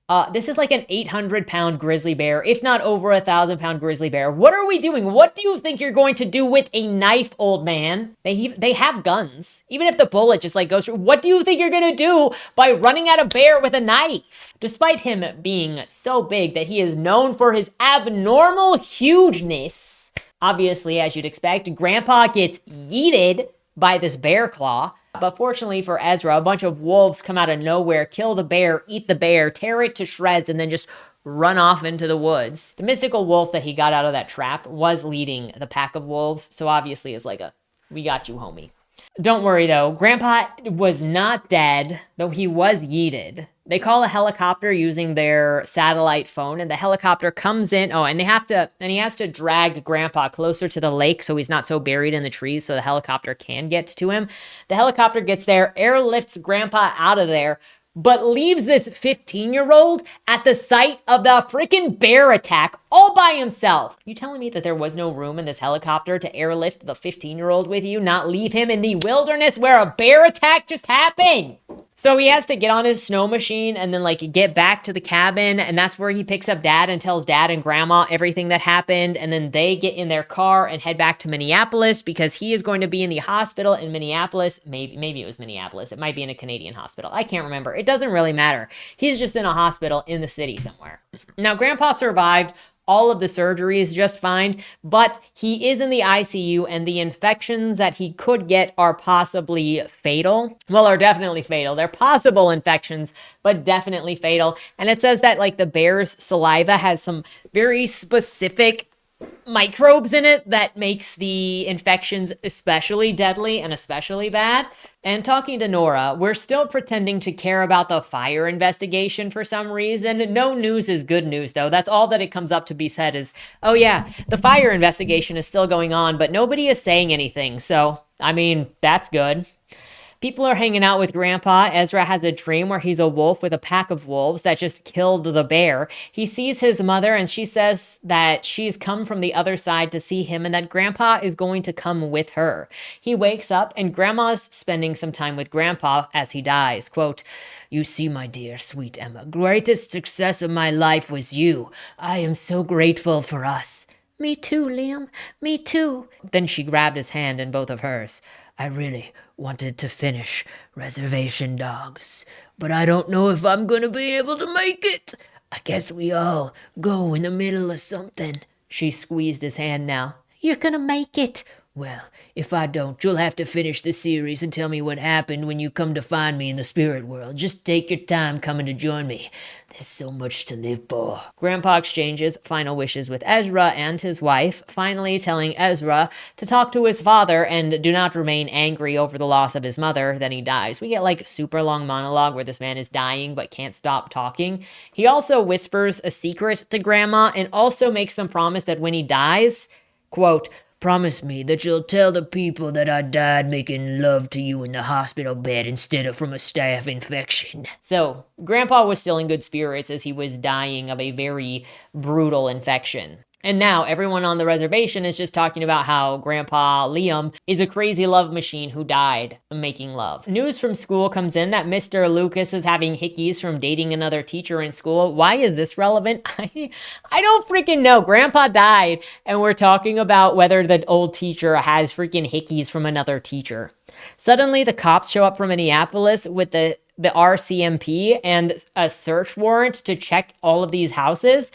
For what exactly? No crime was committed here. If it's for the thing that happened in Minneapolis, how is there jurisdiction for a warrant in a house unrelated to that?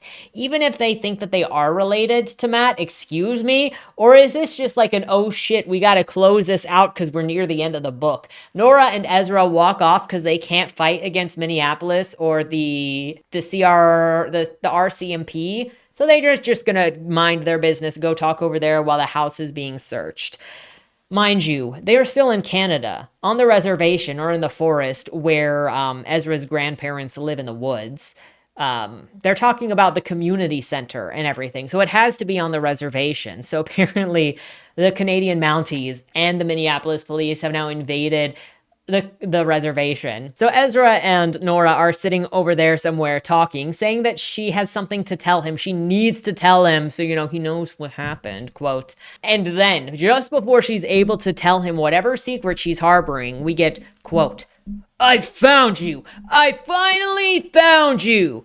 Nora and I both turned to the chilling sight of Matt Schroeder's pale blue eyes boring into us. His milk-white face looked pallid and haggard, except for the wide, bright pink scar on the left side of his face. He was wearing a greasy Carhartt jacket and his baseball hat. His thick, muscular hands gripped a large red pipe wrench. "Matt, don't do this.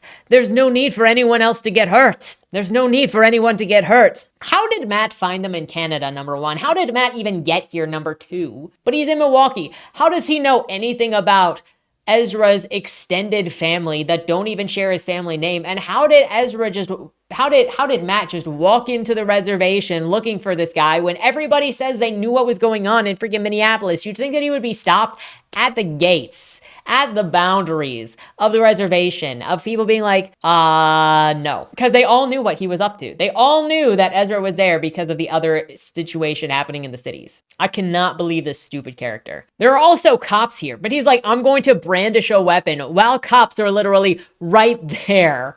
Ezra calls for his grandpa's dog to attack Matt to slow him down, and this dog is a small one. This dog is so small that in previous chapters, Ezra is described as having put the dog in his jacket while he's on the snow machine. So he's like a little terrier thing, but now he's attacking Matt and slowing Matt down, and it says he's fighting for his life. Quote, Buster, let's go! The dog seemed willing to fight to the death with Matt Schroeder, but my voice pulled him out of the fight. At least make him a hunting dog. Can we please? Dad catches up and tackles. So you've got Ezra and Nora now running away from Matt, who's got his wrench, who is doing this.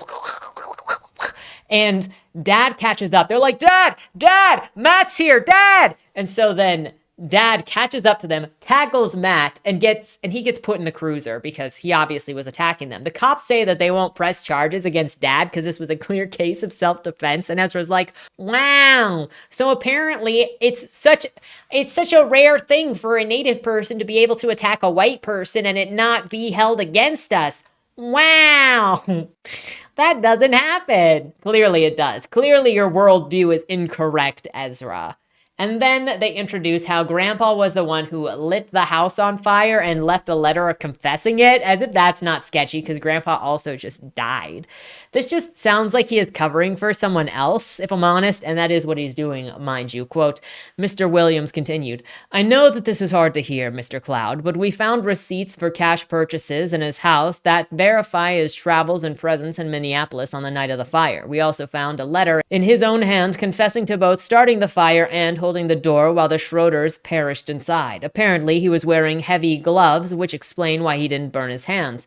Your mother was at your house at the time, according to his letter. If that's the whole truth, he acted alone, no accomplices.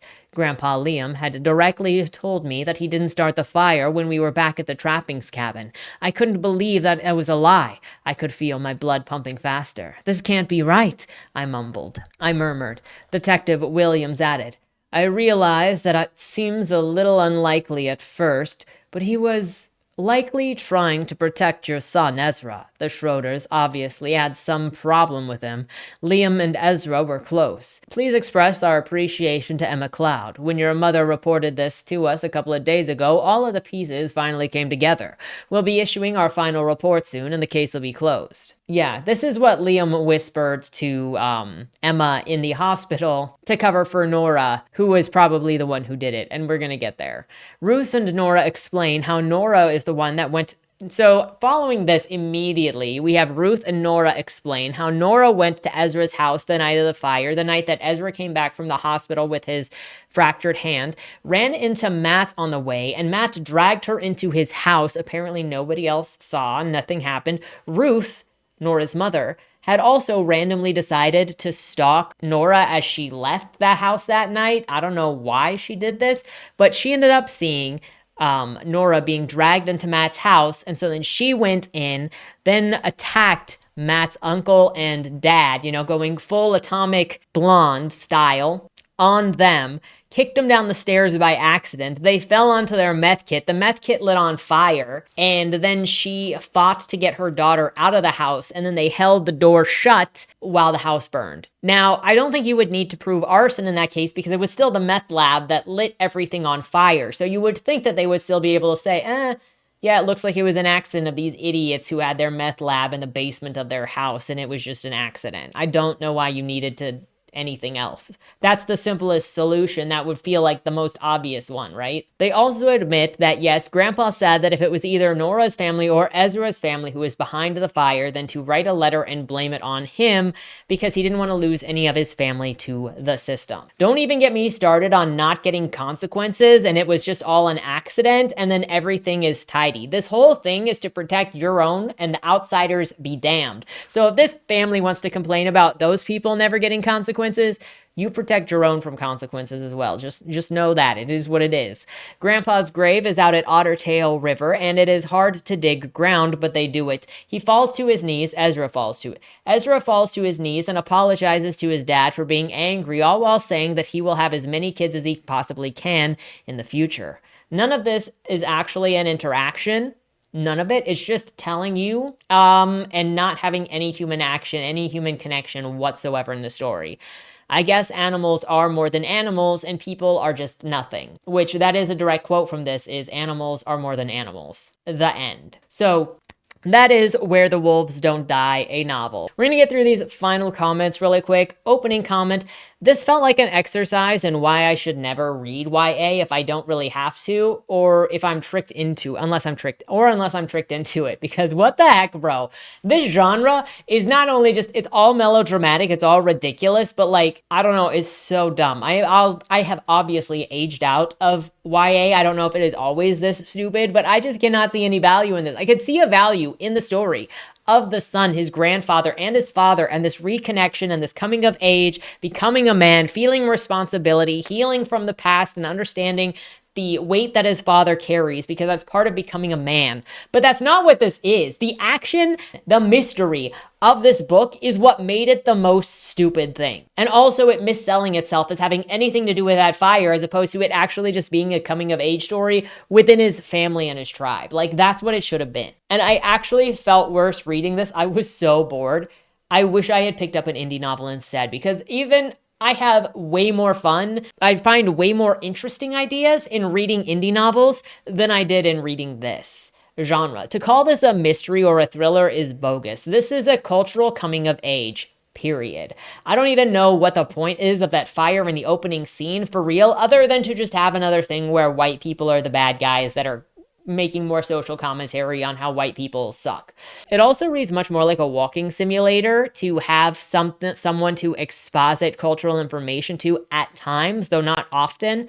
And it also doesn't do that all of the time. And it skips over at least half of what it is referencing that could be used to introduce the culture, the stories, the lore, the values, the ritual that it obviously wants to show. I can give this props for being a YA book, telling the youth that there is hope in the future, unlike so many others, and that it also has loving and caring parents in it, even if Matt's suck. The writing. This is just sugar. It felt like a Hallmark movie, actually. And what it is, that's what it is. And it is like the author truly loves his culture and his family, but there is nothing else here. It's about as shallow to me as a book about a Christian family where everything is good and everything is perfect and nothing bad really happens except maybe somebody has a toothache and then somebody yells at them and then they're like, oh my gosh, I am so sorry. And they're like, it's okay, I love you anyway. And it is just like perfection.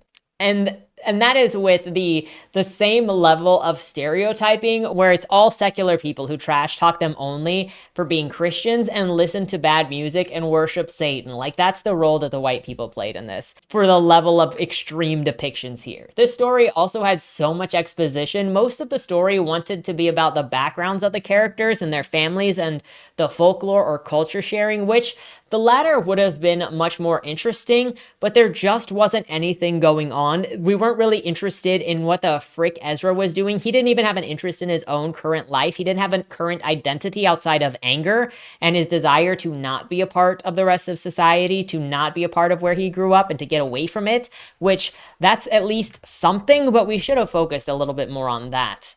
I also always felt like I was reading. Like, this was not a book that I just went into and then I'm feeling like I'm following a story or I'm along for the ride, which at the very least, because at the moment as I'm recording this, I am reading The Last Murder at the End of the World by Stuart Turton. And as you know, I did not like The Devil in the Dark Water. I can at least give The Murder at the End of the World some level of I'm reading.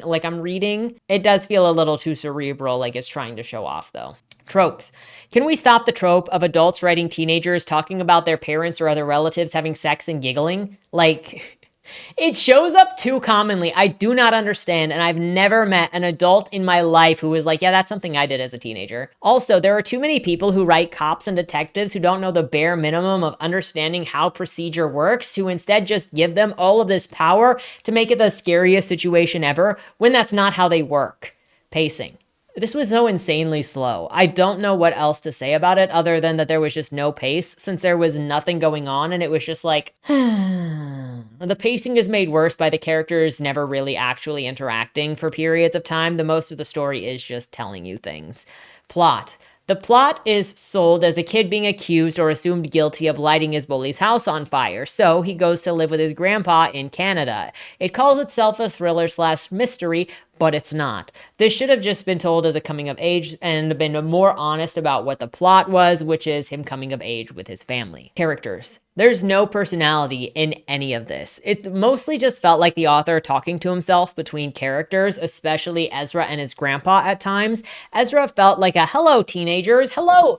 Ezra felt like a hello, fellow teenagers. I know what you're into. Naruto, anime, TikTok scrolling, am I right? The characters were also constantly winking at one another, or you have that nasty white kid Matt who is just a complete caricature of anything and everything and shows up randomly where he shouldn't be for reasons. Meanwhile, the story should be about Ezra growing as a person, as a man, especially with nothing going on, but there is nothing to like about him. He has an anger at the beginning and never faces it. Is just told to get over his upset at his dad by his grandpa, and then he just goes on. It doesn't solve the anger issue that he has over society. He doesn't actually face the issues that made him angry with his dad, and we didn't even see him really resolve the issue with his dad, or have the resolution of working with his dad. That should have also happened, is he should have recovered his relationship with his dad or apologized with his dad, and then we get to see a moment where they actually work together to strengthen that relationship, to recover that relationship before the end of the book. It doesn't do that. There's just nothing to care about when it comes to Ezra, because he is nothing but anger and selfishness, even to the end, and he's all justified in it by his family. He's violent and psychotic and doesn't enjoy anything but eventually fighting animals, which is fairly contradictory with all the ceremonies about respecting life, unless he doesn't consider people of other ethnicities and backgrounds to be of equal to animals and in deserving of respect as the animals to whom he offers sacrifice. Unchallenged perspective. There is so much time skipping in this just to say that he's hunting and seasons are changing, but you don't actually see Ezra facing things that push him to physical or mental limits. Homework is done, Matt's on another state in another country, his perspective of hatred towards others is never challenged, not by his teachers or his family or the cops. I'll give it that. It's a start to showing that his worldview is wrong, but everyone in his family and his close friends shares his opinion. This is the sort of thing that will sow resentment. There are some people that just don't get punished for crimes. Sometimes it's from bias that goes all the way of a direction depending on where you are. But for a YA book to for real argue that white people never get punished is kind of a dangerous thing to try and teach to kids. And you will only breed resentment in the same way that DEI narratives sow resentment that anyone that's not a white male in a position didn't get it by merit, and then that makes certain other demographics also feel the same level of resentment towards everybody else. It is not good for anybody to do this, and you can talk about identifying bias without making it this extreme.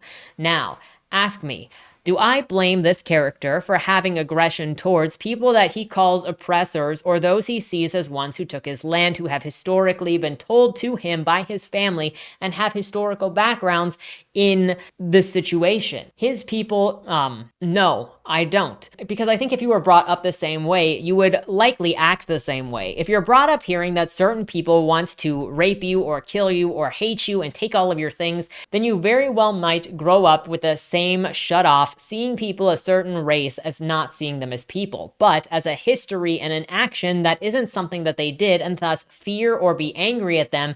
And at some point, if you find yourself that angry, it may be best to just not live among them. A comparison of this would be the MRA types that say feminism is just an excuse used by women to avoid being accountable for anything that they do, that women have never suffered, that women do not know suffering, and that women can only experience suffering by choosing to live life as a man. However, men are born into suffering. Yes, I have seen that argument by more than one person.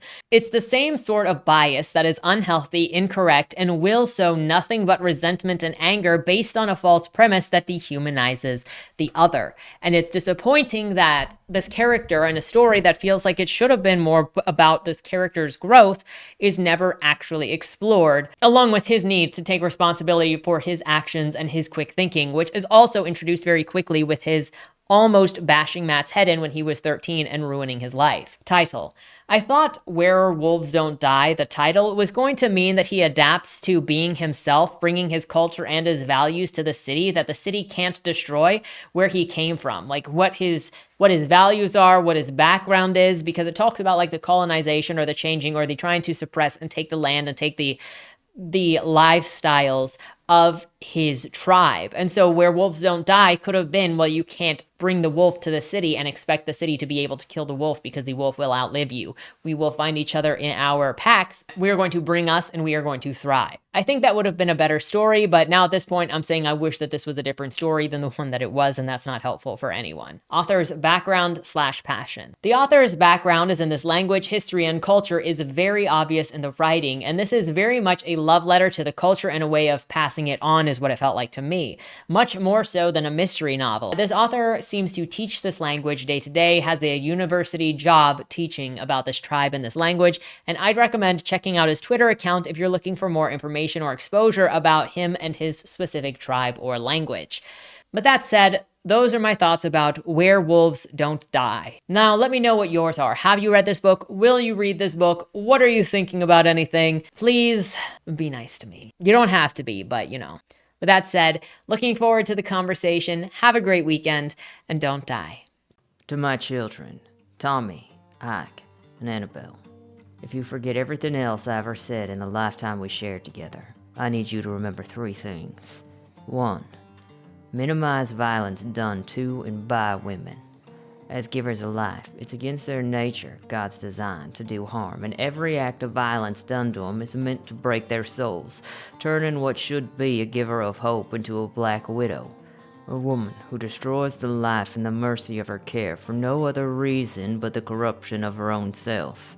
It is only when you come across these kinds of women that you should put them down, for they are no better than the men who tarnished them. However, take no glee in what must be done. Finding any life so far gone, a black hole is where someone's heart should be, leaves only one solution: the mercy of death, and it's a tragedy when it happens. Make no mistake, a woman's love is the most powerful thing on this earth. It can start wars, end them, and change the devil himself into someone God sees worthy of giving a second chance. She don't owe this love to anyone, but she do carry it around with her so long as she's living. That is why the devil will do everything he can to pervert women's nature and destroy their innocence. Of every crime you can commit during your lifetime, be it out of daring or necessity, for every defiance you may act out against God, government, or man, avoid harming the innocent. For the day that we become bloodthirsty beasts where love don't exist anymore is the day hell on earth has come. And as bad as it may seem at times nowadays, we ain't there yet. 2. Everything you do in your life will create consequences, both seen and unseen, extending further than you can imagine. Nothing you do exists solely within your arm's reach. Think about every decision you make, every action you take, because you won't know how long your choices will stalk you, be them destructions or blessings, rumors or history been made. The truth of the matter is, your life will be controlled not by the truth of what you've done, but by the way others carry on about you. And the thoughts of others are more real in the long term than what you know to be true. It won't stop affecting you just because it ain't real, and no matter the life you've lived, most men can't outrun what's written in them in ink. It ain't hopeless though. Be firm in knowing who you are outside of the noise, and live beyond the means of the news of the day. 3. There ain't anything stronger than a family you build for yourself. What you put together is worth fighting for. Protect your loved ones with your life, and they'll give theirs in return. Family ain't defined by blood, understand that. And for as strong as the bonds of your family are, know that you'll find just as much passion in the people who hate you. While you'll risk your life for those you care about, those who find your existence to be an insult to theirs will risk themselves to put an end to their affliction. As cruel as it may seem, a man who hates you will stop at nothing until one of you is dead. It's a mistake to believe anything different. Don't let you be the ones taken from, be it by outlaw lawmen or by someone in between. The only one who'll be looking out for you is you and your kin. Maybe there's another way to be, but in all my years I've seen the worst of man, I ain't found another way around man's desire to conquer against all else. There ain't a changing of that mind, and sometimes I believe there ain't the ability for man to change at all, least of all through lead or legislation. I ain't claiming to be right about nothing. On many things, I don't want to be right. But what I do want is for my kids to live a better life than the one I did and avoid the mistakes that I made while finding the truth and purpose in what matter more than gold in this country. It's my hope that by sharing the things I learned that my kids will be better than their old man ever was, and that what I done isn't what people remember me for, but who y'all are going to become. That'll be the legend of Bill Cassidy.